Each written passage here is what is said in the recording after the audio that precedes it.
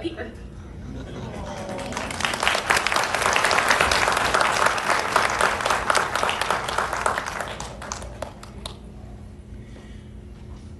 Today I'm going to be talking about something that I guarantee every single person here has experienced. I'm talking about the things that help us grow as people, the things that make us change for the better, the things that outright shape our very beings and decisions. What am I talking about? Well, I'm talking about the struggles, the difficulties, and the hardships that we face every single day, whether we know it or not. The situations in which struggles are will always differ every time and differ for every person. Difficult struggle situations could vary from having a big exam that you're nervous about, to running out of food, to even struggling on a difficult level in a video game. Speaking of struggles, I've definitely experienced my fair share of them, and that's exactly what I'll be telling you about today. One of my struggles from second grade was dealing with a bully. Now they wouldn't beat me up or force me to do things for them, but they definitely did something that I considered bullying. They would constantly talk down to me, even if they were the happiest they'd ever been. If I'd ask them a question or accidentally stood in their way, they would yell at me, asking if I was stupid, or shove me out of the way, almost as if they were sick of me or thought they were better than me. Now, although this could just be because they saw me as some sort of target, since I definitely wasn't the most confrontational and intimidating person in second grade, nor am I now. I really think this was because something was going on at home, and they also had some serious anger management issues, as I later learned. Now, after talking to them, asking if it was okay that I mentioned them in this, and having them read it, they told me that they truly acted this way because they were jealous of my intelligence. Anyway, this went on for a little bit more until I finally got tired of it and decided to do something. Well, what did I do? I took advice from President Abraham Lincoln and thwarted my enemy by making them my friend. A whole 3 years later in 5th grade, and to this day, we remain friends. Another one of my largest struggles in the last few years was dealing with quarantine. I specifically had a hard time with learning remotely during the second half of 3rd grade and the first half of 4th grade. Now, to give you some context for this part, I was and still am the kid who turned in all of his work, getting good grades, and tried his hardest on everything, generally making the quote-unquote smart kid and somewhat of a teacher's pet. Although this may seem like bragging to most of you, if not all of you, which I completely understand, but just consider this. Is it really bragging if it's true?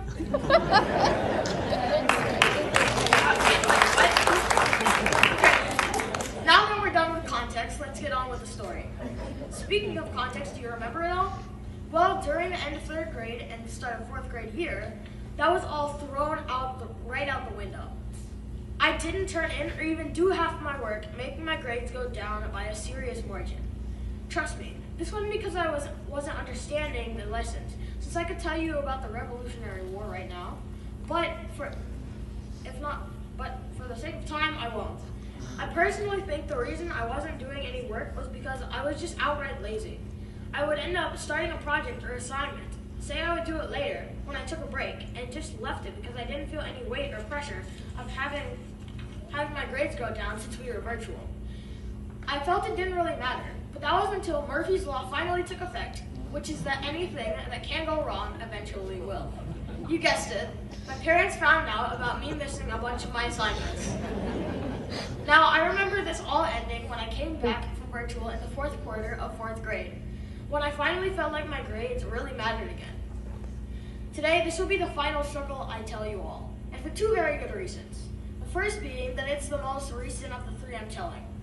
The second reason is that it's been the hardest to deal with so far by a long shot.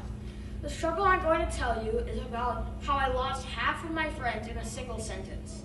By the way, I didn't tell my parents about this and said there would be a big surprise, so here it is. Now, I've never really been the kind of person to have a bunch of friends in a bunch of different areas and extracurriculars. No, not at all. Instead, I'm the kind of person that is incredibly friendly when I meet someone new, to the point where it feels like I'm their friend. But I really have an incredibly close group of friends that I hang out with the large majority of the day. the time. This group tends to vary from year to year. In my group this year, there were two sets of best friends, that being me and someone else, and two girls. Well, the fifth member wouldn't usually sit with us, but would be considered part of the group if it came down to it. Now to the story. One day, I asked a question to the rest of the group, and one of them found it incredibly offensive and decided to break up the group the very next day. Anyway, my best friend still stuck with me, although he would have no reason to stick around in one place, but instead jump around the whole playground, from playing sports to talking with another person, to relaxing on a bench. He never really just stuck around. Because of this, I began trying to make new friends, putting myself into other friend groups, but it really never worked. I wouldn't fit in any of the other groups that existed. I then began to look down upon myself, thinking that there was something wrong with me, that I was the problem. I began to just hang out by myself and sing songs since I love to sing. This period of self-loathing lasted for a couple more months until something happened. That being that one day, I started thinking about it, started really hating myself, and started crying. The friend from my first story came up to the place I was sitting, saw me crying, and went to tell the teacher.